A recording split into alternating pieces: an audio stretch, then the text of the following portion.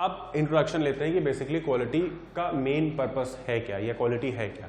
ठीक है, product quality is a most important factor for the success of the organisation. So it is important for an organisation that the quality of the product is maintain when they are delivered to the customer.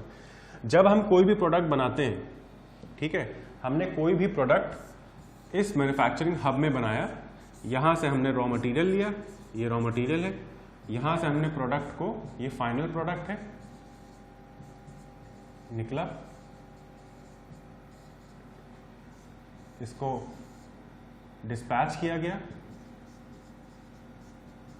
ठीक है, dispatch करने के बाद ये किसके पास जाएगा? Retailer के पास जाएगा।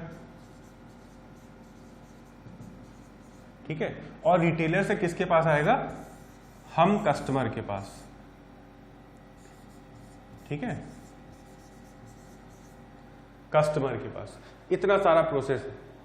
अब कस्टमर को क्वालिटी प्रोडक्ट मिलना चाहिए, यानी कि ये इंपॉर्टेंट फैक्टर हो जाता है सक्सेस के लिए कि वो अपना जो क्वालिटी है ऑफ द प्रोडक्ट वो मेंटेन रखें। If the quality of the product is maintained, अब ये एक प्रोडक्ट बना रहे हैं, मान लो इन्होंने प्रोडक्ट 1 बनाया, प्रोडक्ट 2 बनाया, प्रोडक्ट 3 बनाया and product 4 and so on product बनाते चले गए। ठीक है, कस्टमर भी अलग अलग तरीके के हैं। कस्टमर पहले वाले ने प्रोडक्ट P3 खरीदा, उसको लगा कि हमें P3 प्रोडक्ट चाहिए। ठीक है, तो उसके लिए ये क्वालिटी प्रोडक्ट होगा, तभी वो उसको खरीद रहा है। कोई नई कंपनी होती है, उससे आदमी झिझकता है खरीदने से, क्या पता पैसा खराब हो जाए, क्या पता पैसा फंस जाए, हम ना ले पाए उससे सर्विसेज, या अगर आपका कोई सामान खराब हो गया है तो उसके लिए सर्विस सेंटर बने होते हैं, आप वहां जाके उसकी सर्विस लेते हैं, उसके लिए आप पे करते हैं। मान लो वो सर्विस सेंटर ही ना सही से काम करे तो आदमी नई कंपनी से इसीलिए झिझकता है। इसीलिए क्या करता है, नोन कंपनी के पास जाता है, जो पहले से जिनकी इमेज बहुत अच्छे से बनी है, जिन्होंने अपनी इमेज को बनाने के लिए सालों लगा दी है, और अब वो अपनी इमेज के बेसिस पे ही कस्टमर को बटोरते हैं।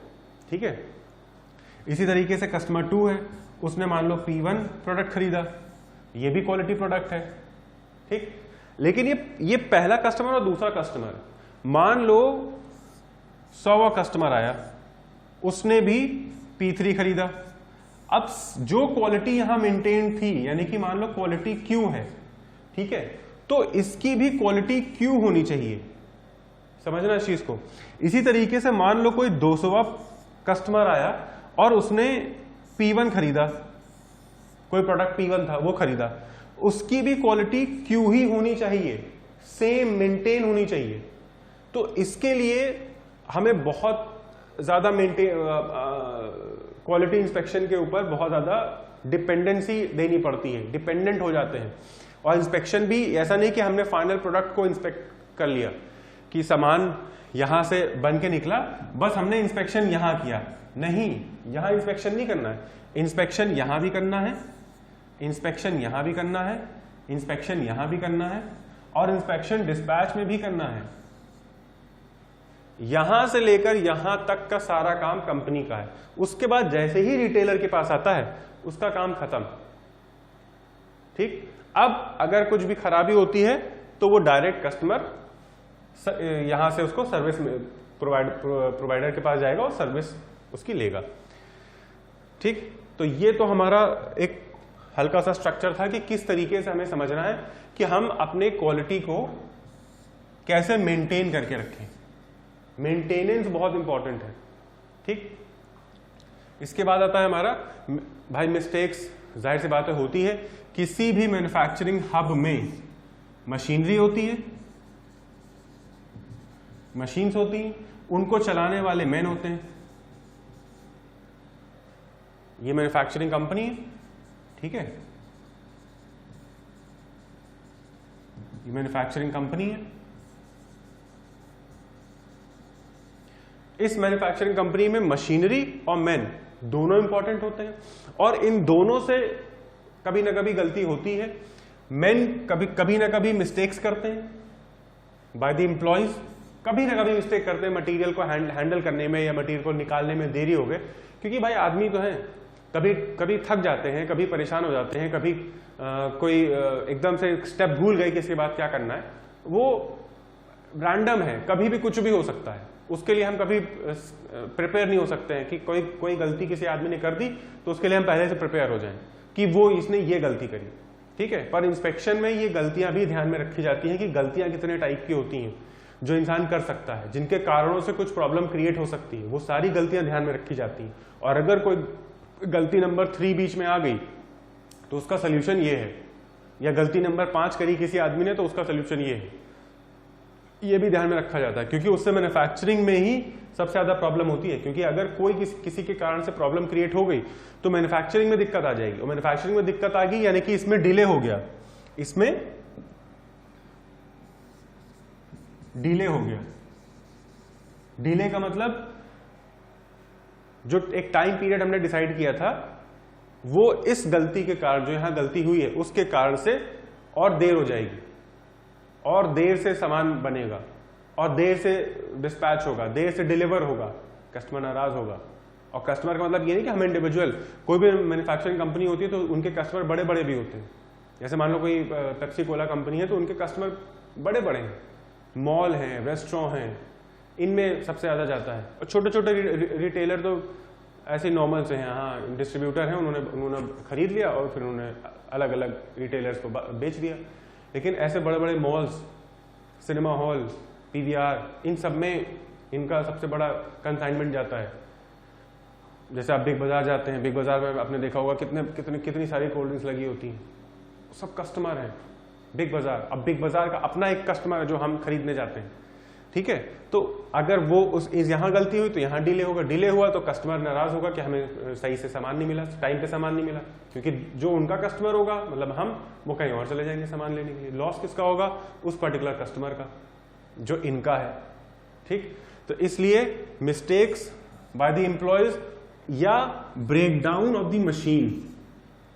ब्रेकडाउन ऑफ द मशीन का मतलब कभी मशीन चलते चलते खराब हो गई, या उसके अंदर कोई कंकड़, कोई प्रॉब्लम आ गई, या चेन खराब हो गई, या उसमें ल्यूब्रिकेशन नहीं है, या फ्रिक्शन के कारण से उन 2 प्लेट्स खराब हो गई, या मशीनरी में कोई प्रॉब्लम आ गई, या इंजन ऑयल नहीं पड़ा है। बहुत सारे अनगिनत केसेस हो सकते हैं, क्योंकि उसमें किसी भी मशीन को बनाने में नंबर ऑफ पार्ट्स लगते हैं। वो सारे नंबर ऑफ पार्ट्स में कभी ना कभी कोई ना कोई प्रॉब्लम आती ही है, ठीक है। उसको हम किनारे नहीं कर सकते। हाँ, किनारे कर सकते हैं एक तरीके से कि उसका टाइम टू टाइम मेंटेनेंस होता रहे।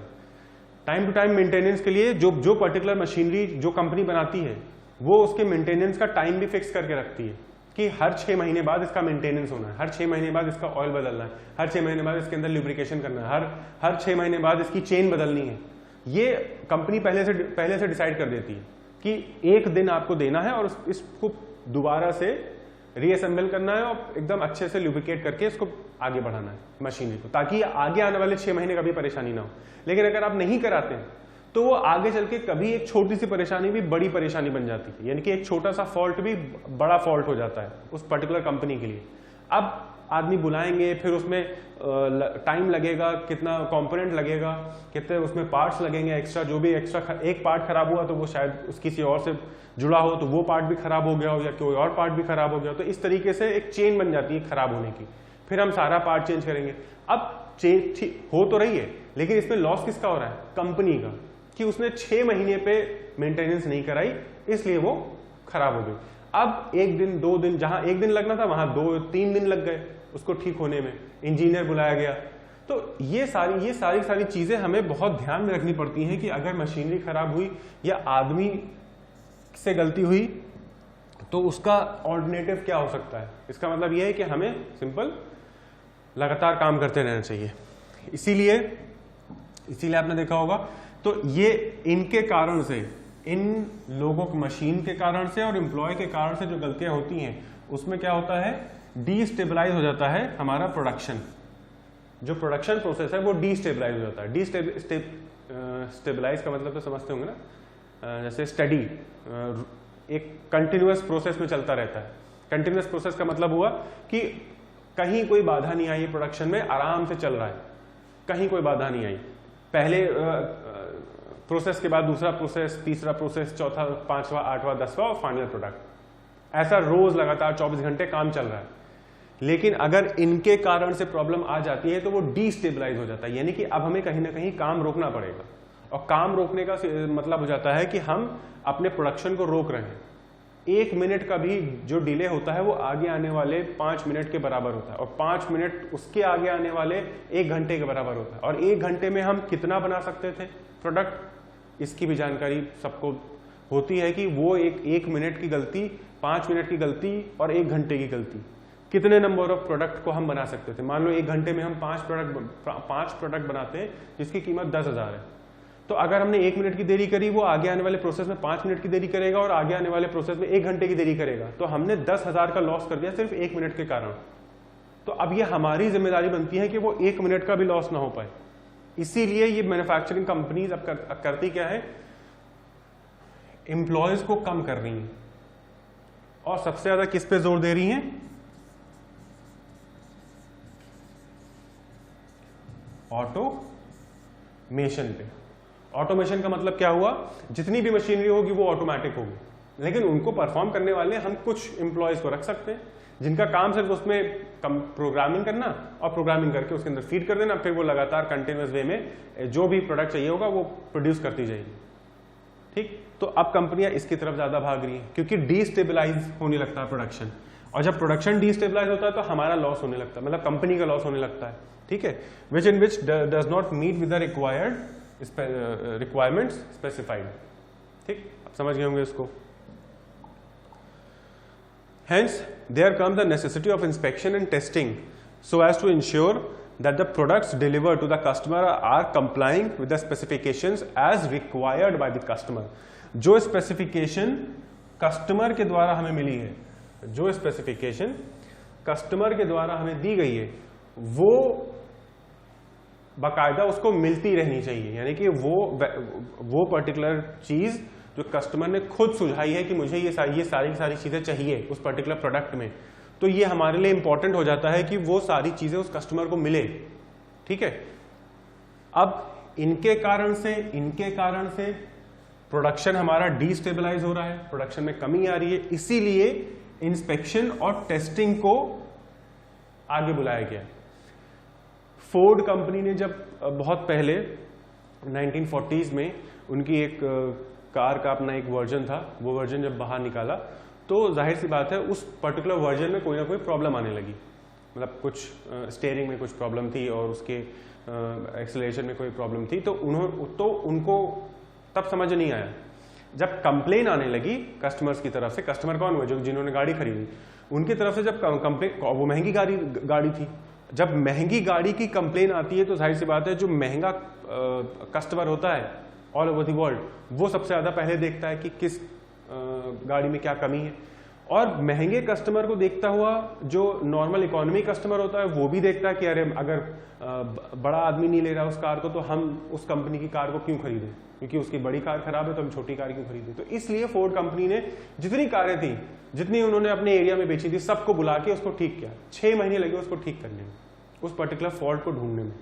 अब यही चीज अगर वो पहले कर लेते, यानी कि इंस्पेक्शन पहले कर लेते, हर स्टेप पे इंस्पेक्शन होता रहता, हर स्टेप का मतलब रॉ मटेरियल, डिजाइन, ठीक है, उसके बाद प्लानिंग के बाद मैन्युफैक्चरिंग के बाद डिस्पैचिंग, और डिस्पैचिंग के बाद तो सीधे बाहर। अगर हम हर स्टेप पे इंस्पेक्शन कर लेते तो हमें 6 महीने, जो फोर्ड कंपनी ने 6 मंथ बर्बाद किए, उस 6 मंथ में कितना प्रॉफिट वो कमा सकते थे, कितनी गाड़ियां प्रोड्यूस कर सकते थे। लेकिन 6 महीने तक उन्होंने अपने प्रोडक्शन को रोका और जो पुरानी गाड़ियां थी उसको ठीक किया और फिर वो मार्केट में पहुंचाया। क्योंकि स्टेक पे क्या थी, मतलब स्टेक का मतलब उनकी सबसे ज्यादा इमेज मार्केट में खराब हो रही थी। लोग पहले इस इमेज को बनाने में बहुत मेहनत लगाते हैं। जब एक बार इमेज बन जाती है तब हम पैसा कमाते हैं, तब हमारा पैसा बनता है।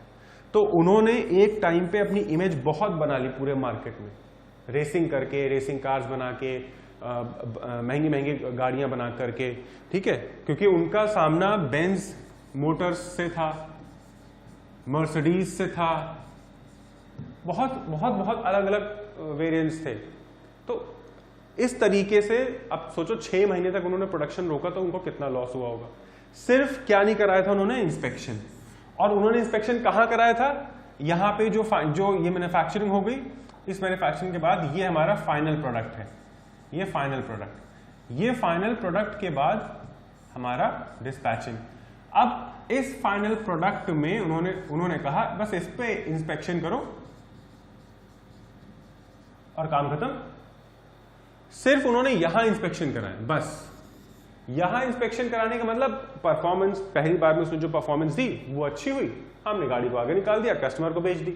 अब उसके अंदर कहां चलते टाइम पर कहां दिक्कतें आ रही हैं, वो तो तब हम पता करते हैं जब हम हर स्टेप पे उसका इंस्पेक्शन होता, पर हर स्टेप पे हुआ ही नहीं। जो कि अब आने वाली कंपनियों ने इस चीज को देखा, समझा, इवन फोर्ड ने भी समझा कि अब हमें हर स्टेप पे इंस्पेक्शन करना है, हर स्टेप पे टेस्टिंग करनी है। इवन जो इंजीनियर्स हम लेते हैं, यानी कि जो इंजीनियर्स हम ले रहे हैं, इनकी भी टेस्टिंग होती है, इनका भी इंस्पेक्शन किया जाता है कि इनको कुछ आता भी है कि नहीं आता है, ये बस ऐसे ही आए या इन्होंने, इनके जो डिजाइन है वो कितने अच्छे हैं। जैसे कि आपने स्कॉर्पियो गाड़ी नाम सुनी, महिंद्रा स्कॉर्पियो। महिंद्रा स्कॉर्पियो से पहले बोलेरो आती थी और बहुत सारी अपनी अपनी गाड़ियां आती थी जो महिंद्रा अपने वेरिएंट से चलता था। लेकिन जब स्कॉर्पियो आई, स्कॉर्पियो ने पूरा मार्केट चेंज कर दिया, क्योंकि उससे पहले सिर्फ टाटा की सफारी और सूमो और सियरा ये सब बड़ी मिनी ट्रक्स चलते थे। स्कॉर्पियो जब आई तो स्कॉर्पियो ने पूरा मार्केट ही चेंज कर दिया। और उसका जो इंजीनियर था वो कितने साल का था, 23 साल का। उसने सिर्फ उसको डिजाइन किया और महिंद्रा को पूरा भरोसा था इस इंसान पे कि हाँ इसका जो डिजाइन है शायद कुछ चेंज कर ले जाए। और पूरा मार्केट उन्होंने 1 साल के अंदर कैप्चर कर लिया, बल्कि 1 साल भी नहीं लगा उनको कैप्चर करने में। हर जगह स्कॉर्पियो। सेम इसी तरीके से पल्सर, आप पल्सर बाइक चलाते होंगे, पल्सर ने अपने डिजाइन से पूरा मार्केट कैप्चर कर लिया। इसमें बहुत अलग अलग खूबियां हैं समझने के लिए कि ये किस कारण से इतनी फेमस हुई। ये जो महिंद्रा की हमारी स्कॉर्पियो आई, उसके बाद XUV आई, क्यों इतनी अच्छे से चलने लगी, क्यों उसने टाटा सफारी को एकदम डाउन कर दिया, लोग टाटा सफारी खरीदना छोड़ दिए थे। टाटा सफारी बल्कि एक टाइम पे वो बहुत ज़्यादा स्ट्रॉन्ग गाड़ी हुआ करती थी, लेकिन उसके बाद स्कॉर्पियो आ गई, XUV आ गई तो पूरा मार्केट ही बैठ गया। फिर उसके बाद बड़ी हैवी गाड़ियाँ आ गई, हैवी ड्यूटी SUVs आ गए, तो वो SUVs लोग खरीदने लगे, एंडेवर, पजेरो, फॉर्च्यूनर, इस तरीके से। इनका अपना कॉन्सेप्ट है, यानी कि ये अलग अलग वेरिएंट है, अलग अलग कस्टमर के लिए अलग अलग चीज़ें कंपनी बनाती है, उनको देखते हुए कि उनका जो कस्टमर है वो इस पर्टिकुलर वेरिएंट की गाड़ी खरीदना चाहता है, XUV खरीदना चाहता है, SUV खरीदना चाहता है। तो अलग अलग कस्टमर के अलग अलग स्पेसिफिकेशन, ठीक है। तो जो स्पेसिफिकेशन उनको मिलता है उसी के अनुसार वो कंपनी वो प्रोडक्ट बनाती है, ठीक।